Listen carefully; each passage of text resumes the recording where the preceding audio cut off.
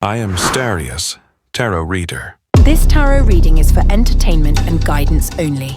Take what resonates, leave what doesn't. Tarot is not a substitute for professional advice. You have free will. Alright, so hi, hello, mabuhay, and kamusta kayong lahat? So, ngayong araw ay susubukan nating basahan o basahin ang energy na paparating kay VP Sara ngayong 2026. Okay, so sige, umpisahan na natin. Pero bago yan guys, make sure na naka-follow kayo, subscribe, and i-like nyo na rin tong video na to guys, or pwedeng i-share nyo na din para sa mga susunod na upload ko is updated kayo and hindi kayo mahuli sa mga bagong ipapakita ng cards. Okay? So sige, umpisahan na natin. Ano kaya ang ipapakita ng mga cards para kay VP Sara? Kasi ngayon talagang ang daming curious, ang daming gustong malaman, ang daming nagtatanong kung ano ba talaga ang mangyayari o ano pa ang mga paparating kay VP Sara ngayong taon. Okay, sige. Umpisahan natin ano ang energy ni VP Sara ngayong 2026. So, umpisahan natin sa kanyang past energy. Okay? Sa kanyang past energy. Anong ipapakita ng mga cards sa kanyang past energy? So, dito sabi, in the past, talagang yes, may nangyari o may mga inumpisahan si VP Sara ng mga plano. Ano? Especially when it comes to her family. Ayan, related sa kanyang pamilya. Kumbaga, in the past, sinubok talaga yung pamilya ni VP Sara. Ano? Talagang hindi binigyan ng kasiyahan or parang hindi naging masaya ang sitwasyon ng pamilya ni VP Sara in the past, which is talagang may background naman tayo na ganun talaga yung nangyari kasi related dito sa devil cards. Dito rin papasok kung titignan mo, dito rin papasok yung mga bad influence or mga masasamang impluwensya na galing sa labas o galing sa ibang tao. Kumbaga, ang pinakita dito sa kanyang past, yung talagang sitwasyon ng kanyang pamilya in the past, nung mga nakaraan.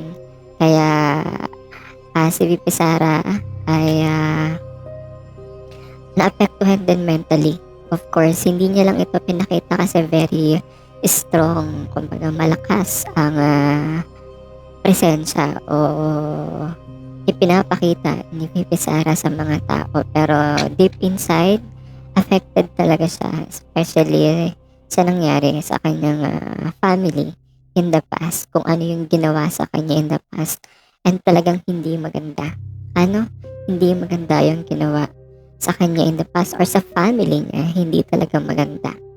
So sige, ito yung past energy ni VP Sara, kung saan talagang kahit hindi maganda yung naging sitwasyon ng pamilya niya ay nagpatuloy pa din or magpapatuloy pa din si VP Sara na ilaban yung kanyang posisyon, o kumbaga talagang mas palalakasin niya pa yung kanyang power or influence to other people, especially to the Philippines, no? Sa Pilipinas. Kaya talagang gustong ipakita dito ni VP Sara na kahit naging pangit o naging mabigat ang sitwasyon ni VP Sara in the past, especially sa kanyang family, kasi nandito yung mga bad influence, negative energy, and basta anything masasama nandun talaga. Kumbaga ginawa sa family ni VP Sara. But still, from the past, ang naging desisyon ni VP Sara ay magpatuloy, ipagpapatuloy o para hanapan o bigyan ng justice yung nangyari sa kanyang family. Especially very negative yung nangyari sa sitwasyon ng kanyang pamilya, kaya she still decided na ipagpatuloy, ilalaban niya pa ito. So sige, tignan natin ang kanyang present energy naman, kasi yung ating nakita or ipinakita ng mga cards ay past energy ni VP Sara. So ayan, ano kaya ang ipapakita sa present? Kumbaga ito yung sitwasyon ngayon ni VP Sara, no? Ang sitwasyon ni VP Sara, ano ang ipapakita ng mga cards sa kanya ngayon sa kasalukuyang sitwasyon ni VP Sara? So sige. Ayan. Sige. Ayan ang cards. Dito sa present situation ni VP Sara, sabi dito, this 2026 o sa kasalukuyang sitwasyon o energy ni VP Sara, meron, yes, may mga magiging achievements siya ngayong 2026, o kung may ine-expect ito si VP Sara na very positive yung outcome or very positive yung progress sa mga inaantay niyang kasagutan sa mga nangyayari sa kanyang buhay. Yes, the card is saying na meron. Hindi lang ito hindi lang ito isang good news. Marami ito, more than one na good news. Merong matatanggap si VP Sara or merong mababalitaan ng mga tao na good news na mangyayari sa buhay ni VP Sara o sa family niya. Alright? But still, yung current energy o yung sitwasyon ngayon ni VP Sara is unbalanced. Bakit? Kasi nandito pa yung worry. May worries pa din ito. May pag-aalala. May pag-aalinlangan pa rin ngayon si VP Sara sa kasalukuyang sitwasyon niya. Bakit? Kasi there is someone or merong tao na talagang hindi pa rin titigil na hanggat hindi naaalis ang kapangyarihan ni VP Sara o yung posesyon niya, hindi pa rin ito titigil para mapabagsak si VP Sara sa current situations niya. Kaya yun ang nagdudulot ng worriness, kumbaga may pag-aalala, pero hindi, very strong talaga itong presence. Ang energy ni VP Sara talagang malakas na malakas ito. Hindi ito matitinag. Okay? Kaya expect Miss VP Sara or sa mga supporters ni VP Sara, merong good news na para sa inyo or para kay VP Sara sa family niya. May good news na paparating this 2026, no? Abangan natin yan kung ano ang mga good news na yan na paparating kay VP Sara. So, yun lang naman ang kinonfirm ng cards or pinapakita ng cards sa kanyang kasalukuyang energy ngayon. Yes, may good news pero may pag-aalala pa din. Unstable, kumbaga hindi balance ang kanyang energy ngayon. Nandito pa rin yung niya nasa survival mode pa rin siya at this moment. Kasi talagang hindi lang ito iisang plano Hindi lang itong iisang plano ngayon ang pinaghahandaan kay VP Sara. Marami ito na ibabagsak or ibabato sa kanyang mga issue, problema, okay? Para mawala ang kanyang power and mawala ang kanyang possession. So, sige, galing tayo sa past energy ni VP Sara sa kanyang sitwasyon ngayon, sa kanyang present situation or present energy. Let's go naman sa kanyang future energy. Ano ba ang ipapakita ng cards sa kanya in the future? This 2026, o may mga dapat ba siyang paghandaan? May mga dapat pa ba siyang i-expect na mangyari o paghandaan pa? no, along the way kung ano pa ba ang mga gagawin ni VP Sarang hakbang para hindi siya tuluyang mapabagsak nitong kung sino mang mga tao na ito na tinutukoy ng cards. Especially kasi ito ay male energy. Energy ito ng lalaki. Okay? So talagang merong male energy na pasimuno na nagbibigay ng utos o nagbibigay ng command sa kanyang sinasakupan o sa kanyang mga kasamahan para talagang pabagsakin ito si VP Sara. So sige, let's see, tignan natin ang kanyang future energy, no? Wag na tayo wag na tayo magpaligoy-ligoy pa. Basahan natin agad kung ano ang ipapakita ng cards kay VP Sara. Oh my God. So talagang no? Nakuha niya ang power dito and nakuha niya ang authority na manalo. So, bakit ko nasabi? Kasi ang energy dito ay nakuha niya yung Queen and King. Ano ba ang energy na nilalabas o tinutukoy ng King and Queen energy? Ibig sabihin, this 26, especially sa kanyang future energy, no?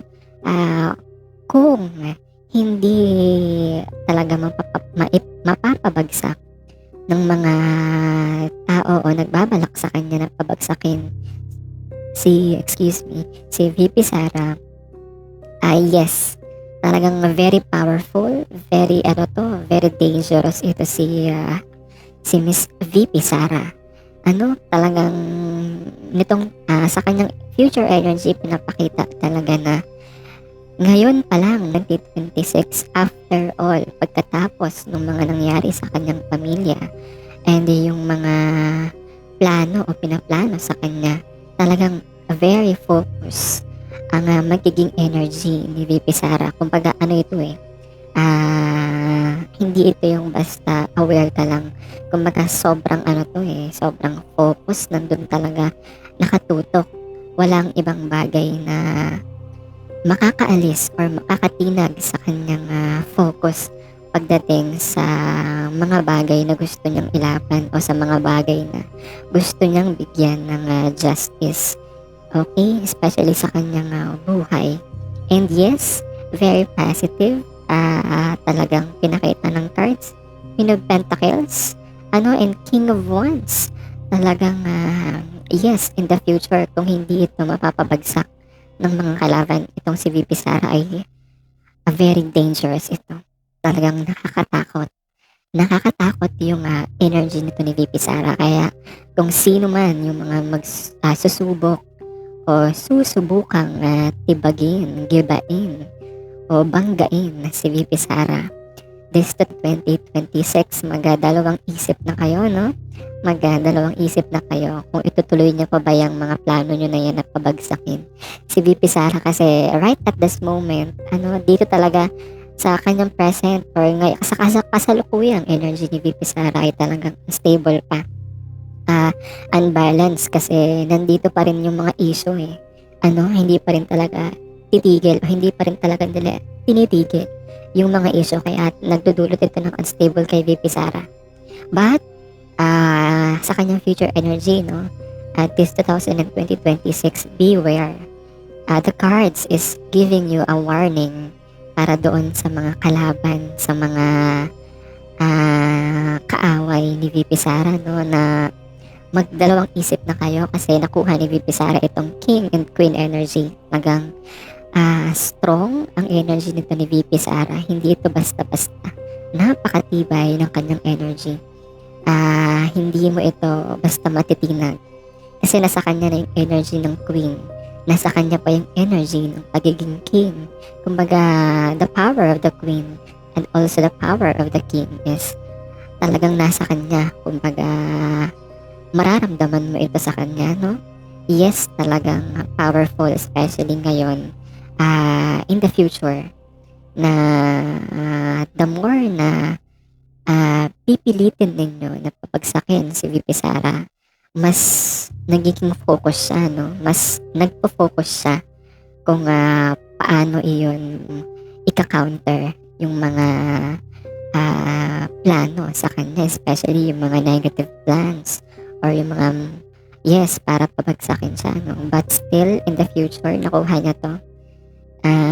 The card is only saying na kahit na pabagsakin niyo si VP Sara this 2026, hindi niyo siya mapapabagsak kasi yung energy ng King and Queen ay nasa kanya talaga. Okay? Kumbaga, walang ibang tao ang pwedeng gumiba, bumangga o sumira kay VP Sara. Yes, maaaring talagang batuhin siya ng mga issue, batuhin siya ng mga problema, pero pagdating sa magiging outcome ng mga gagawin nilang yon ay hindi magtatagumpay kasi at the very end, hindi magkakaroon ng Queen and King energy ang kanyang future reading kung hindi maipapanalo ni VP Sara ang laban na ito this 2026. Okay, and this is also giving na in the future na kapag nalampasan ni VP Sara itong taong ito, ngayong 2026, expect nyo na mas magiging powerful pa ito si VP Sara at talagang mas lalawak, magiging matibay pa ang magiging influence nito sa mga tao. Okay? So, for the last, bago tayo matapos, tignan natin yung magiging advice ng cards para kay VP Sara. Ano? Yan, talagang very positive. Yes, in the past talagang sinubok, puro negative ang bumalot kay VP Sara, especially sa kanyang pamilya and the present energy na ngayon. Yung kasalukuyang sitwasyon ni VP Sara ay talagang hindi pa rin tumigil o hindi pa rin talaga siya tinitigilan nitong mga taong ito na nagpaplano sa kanya ng masama para alisin ang kanyang power, ang kapangyarihan niya o para alisin ang kanyang posisyon. Ano? Kasi talagang malaking balakid ito si VP Sara para doon sa mga taong nagpaplano sa kanya na gibain. Ano? But the card is also saying na yung future energy niya this 2026, it's a no. Hindi nyo mapapabagsak si VP Sara because of her Queen and King energy. And yes, talagang powerful ito. Queen and King, also the King energy has the power to command. Also the Queen energy has the power to command. Very dominant. Okay? Powerful talaga ito. And ano ang magiging advice ng cards para kay VP Sara? Alright. Oh, strength. Oh my God, this is a very beautiful card. Napakagandang cards ito para kay VP Sara, no? Galing sa past, negative, sa kanyang present energy. Naghahalo ang positive and negative energy. But sa kanyang future cards, sa kanyang energy in the future or for this 2026, very positive. All of it is positive. Yes, yung pinapakita ng cards na success. Success, that's the word for her future cards kay VP Sara. And the cards is giving advice kay VP Sara na yes, strength. Mas lakasan nyo pa daw VP Sara, no? Yes, malakas na kayo and nandun yung energy ng Queen and King sa inyo. Mararamdaman and makikita ng tao yung King and Queen energy sa inyo. But still, talagang in-advise pa ng card na mas lakasan nyo pa. Yes, talagang malakas na kayo, but the card is also giving you advice, Miss VP Sara, and sa kanyang mga supporters na mas lakasan nyo pa kung baga in the past ay talagang malakas na kayo at ngayon sa kasalukuyan malakas talaga kayo. But the card is also saying na mas lakasan nyo pa, no?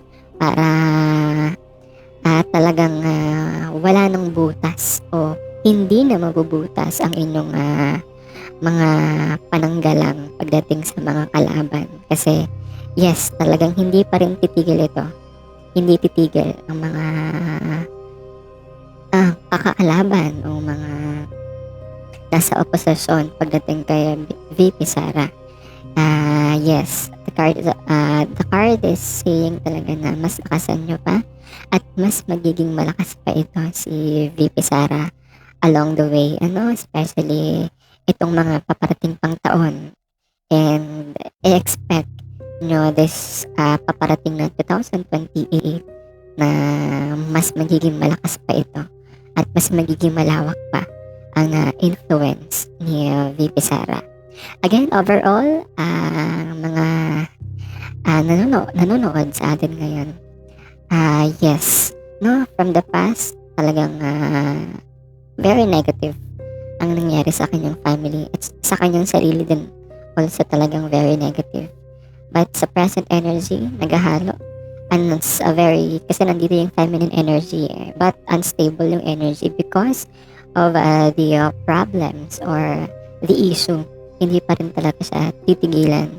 But still, sa kanyang present energy ngayon, expect talaga na merong good news na mababalitaan kayo or maibabalita. Expect na yan. Hindi lang ito isang good news. More than one good news itong meron kay VP Sara. And for the future cards, yes, kung may tanong kayo if mapagtatagumpayan ba ni VP Sara itong laban niya this 2026. The cards is saying na it's a yes, a very big yes. Ayun kayo na Bisaya, nabi. So a very big yes. And yung word din also na success ay nandito. Nakuha ni VP Sara this 2026. Okay? And that's all ang ating readings or energy readings para kay VP Sara. Yun. Kung may mga katanungan kayo or opinions, ideas, i-comment mo dyan sa baba, guys, and babasahin natin yan. Alright? So, again, maraming salamat, and ito yung overall na pinakita ng cards para sa energy reading or energy ni VP Sara. Maraming salamat sa inyong lahat, guys. Don't forget to subscribe, no? I-like nyo rin tong video na to, and also i-share nyo na rin para pagdating sa mga next upload ko ay maging updated kayo. Okay, stay tuned, and hindi lang ito yung first reading natin para kay VP Sara, and in the future para mabigyan kayo ng idea and insights. So again, thank you so much, and that's all.